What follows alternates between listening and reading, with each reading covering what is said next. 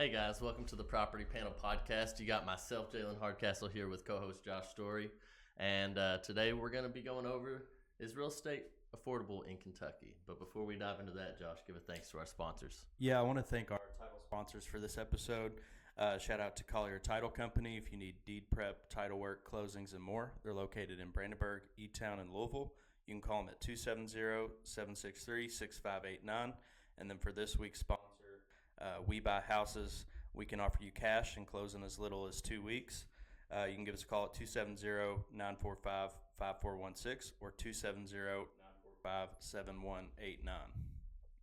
Appreciate that, Josh. And if you or anyone you know would like to be a weekly, monthly, or yearly sponsor, you can give us a call at either one of those numbers as well. And it's 100 weekly, 300 monthly, and 3,000 yearly. And you're advertised on our intros, outros, as well as intermissions, as well as all social media platforms.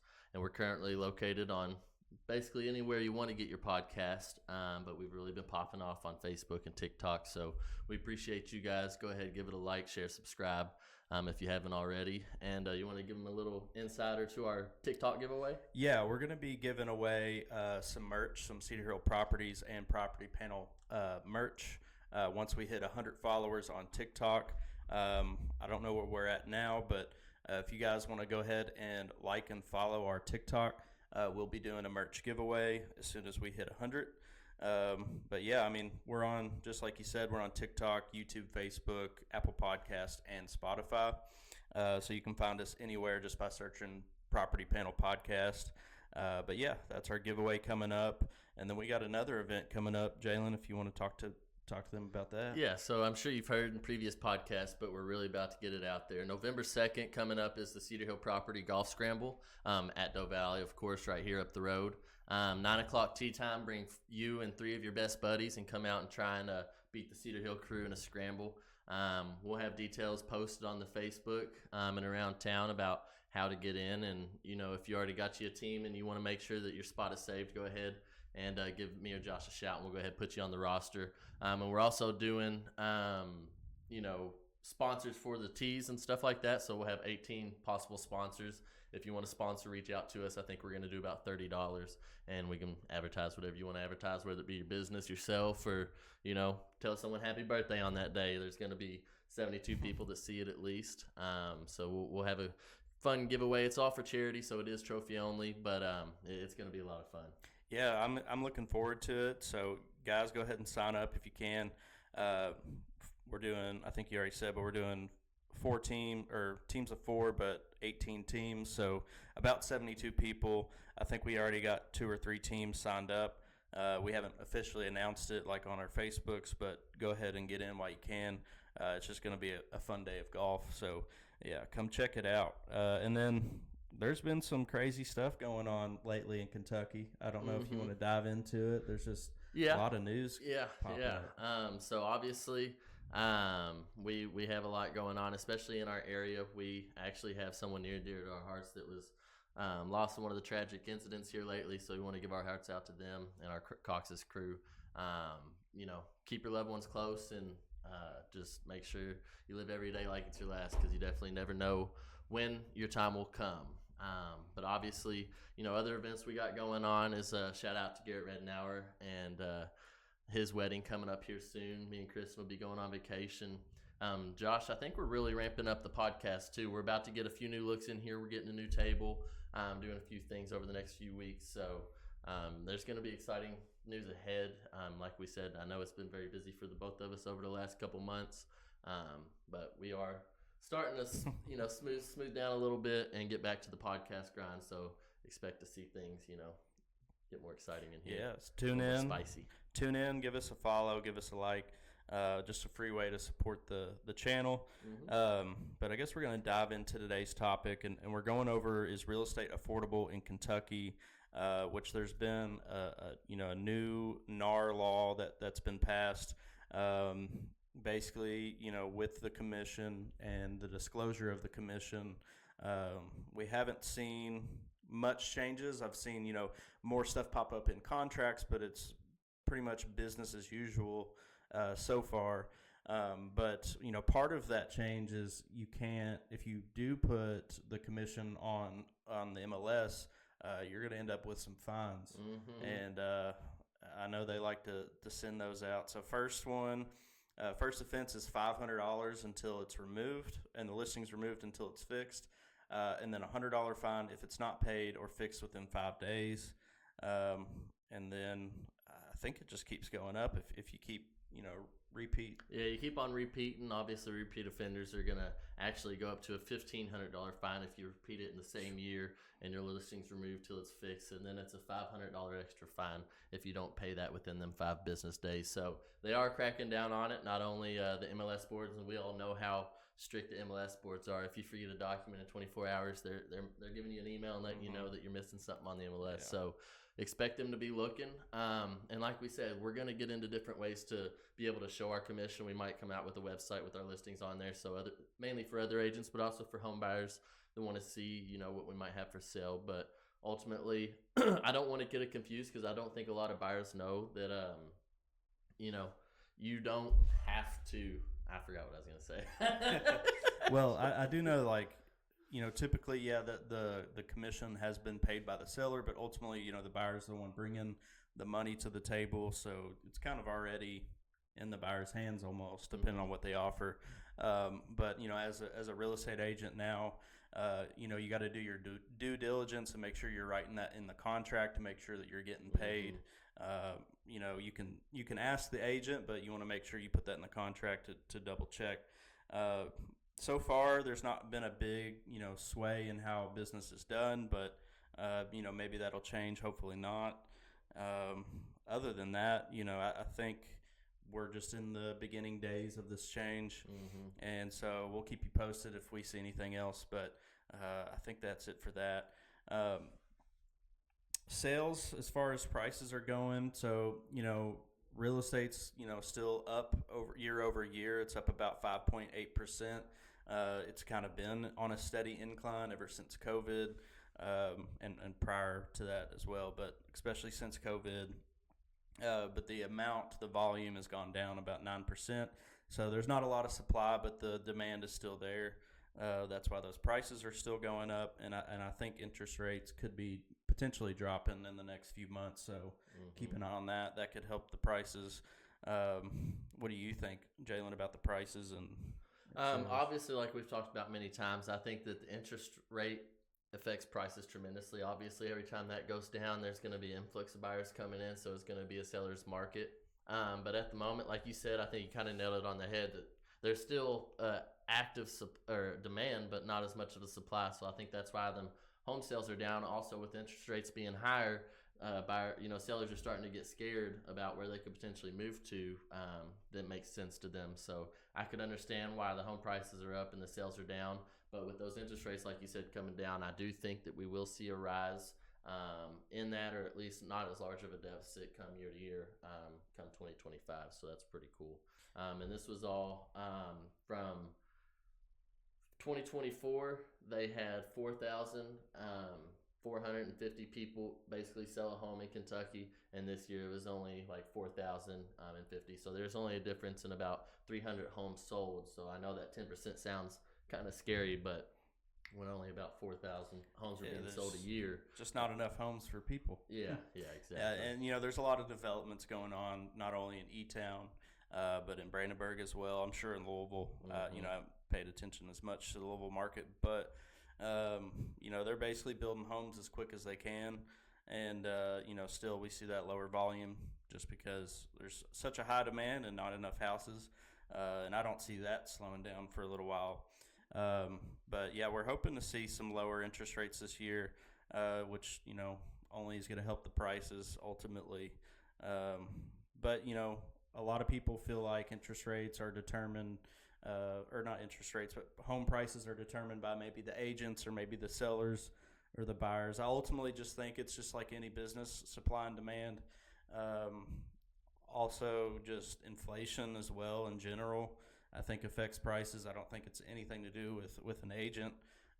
We basically just list at what our sellers want to, also with what the market's doing.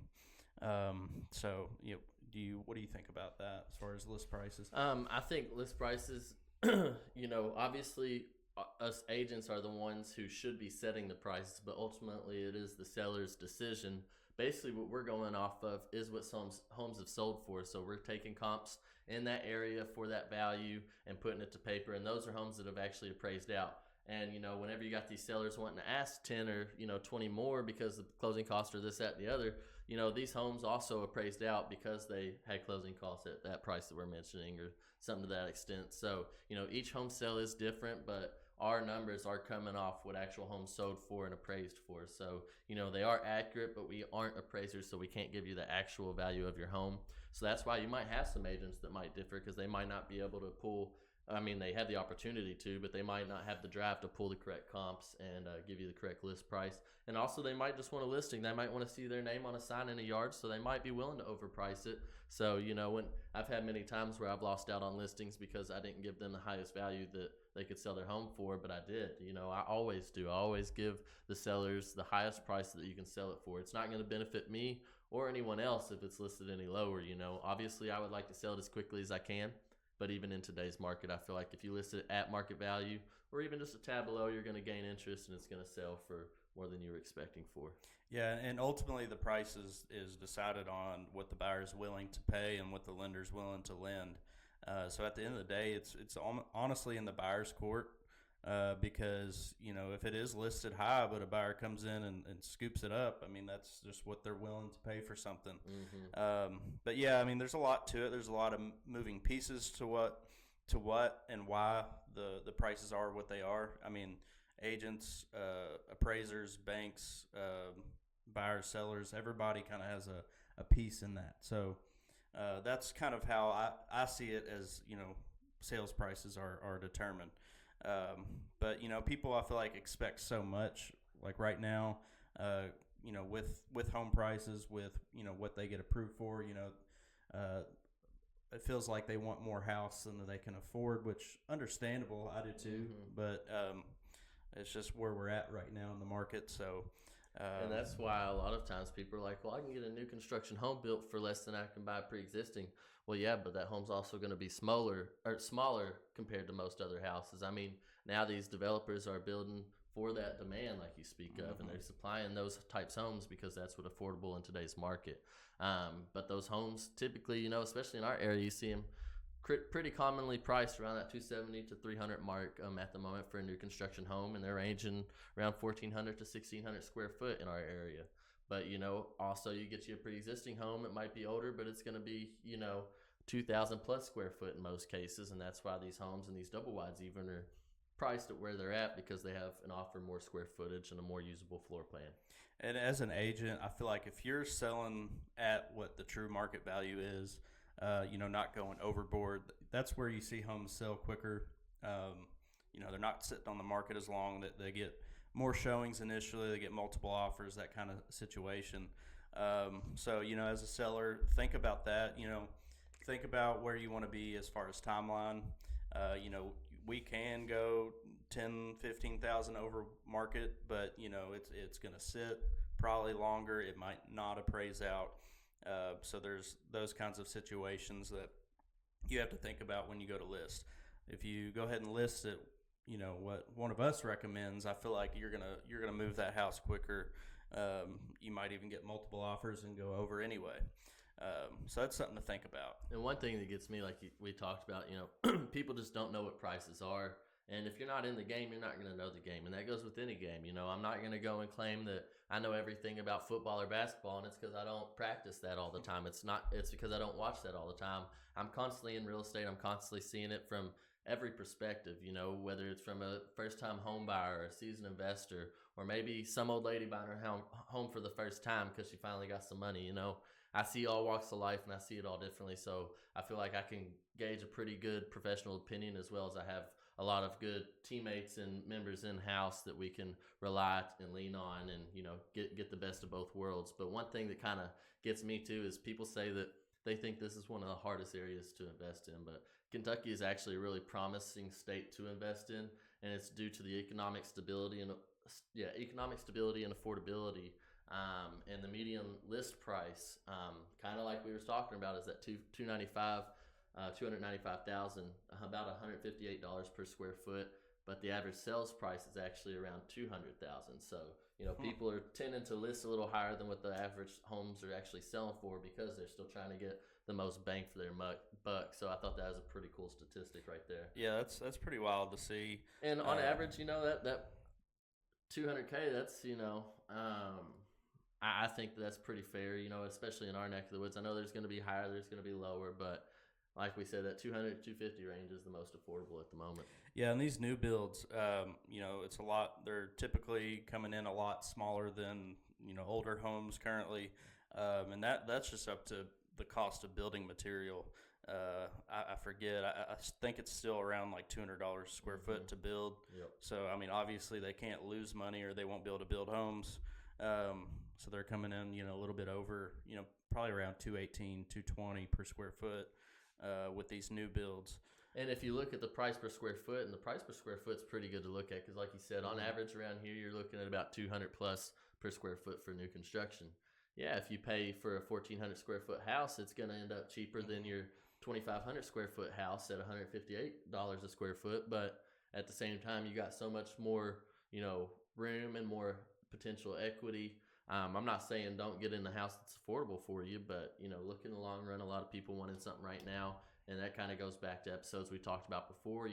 Go ahead, buy that cheaper home that might not be your dream home for $100,000 rather than saving up for 5 years for that $300,000 home, because chances are in 5 years you're going to be able to afford what you could afford now, and the prices are going to end up going up. So you're going to end up paying $300,000 for that $120,000 home in 5 years. So you're going to get the same home. Go ahead, buy now. Let equity treat you right and get on the train to investing. And then I got a small PSA to all buyers out there. Go ahead and get your pre-approval. That's the first thing you need to do.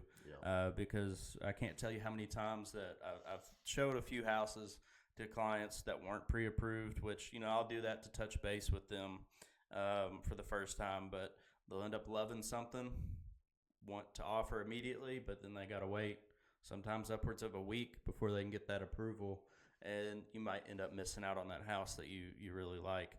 And we always say date the rate and marry the house. So if you find a house that you truly love, you want to stay in for a long period of time, if you go ahead and have your pre-approval ready, then you can go ahead and put an offer in on that house and get ahead of the ball.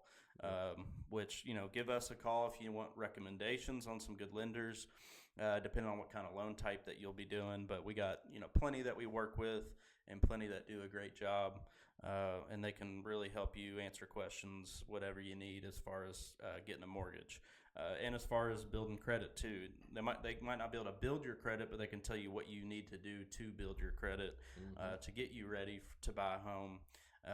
So if you're thinking about even buying in a year, I would go ahead and actually reach out to a lender, see where you're at right now, and see where you need to be within that next year to make that happen. Because sometimes you might need a year to build that credit up to the point where you can purchase. So I think that's just important to keep in mind. Always call your realtor first, but always get a pre-approval as soon as you can if you want to start purchasing a home. But yeah, I think that covers it, unless you got anything else to add. No, go ahead, everyone. What I got to recommend is you drop a comment below of your most desirable real estate questions you want answered. We'll review them over the next week, and we'll answer those at the top of the show next time. Yeah, I guess I'm going to thank our sponsors for the episode. Thank you guys for tuning in. Big thanks to Collier Title Company. If you need deed prep, title work, closings, and more, they're located in Brandenburg, E-Town, and Louisville. You can call them at 270-763-6589. And then for sponsor, We Buy Houses, we can offer you cash and close in as little as 2 weeks. Our phone number is 270-945-5416 or 270-945-7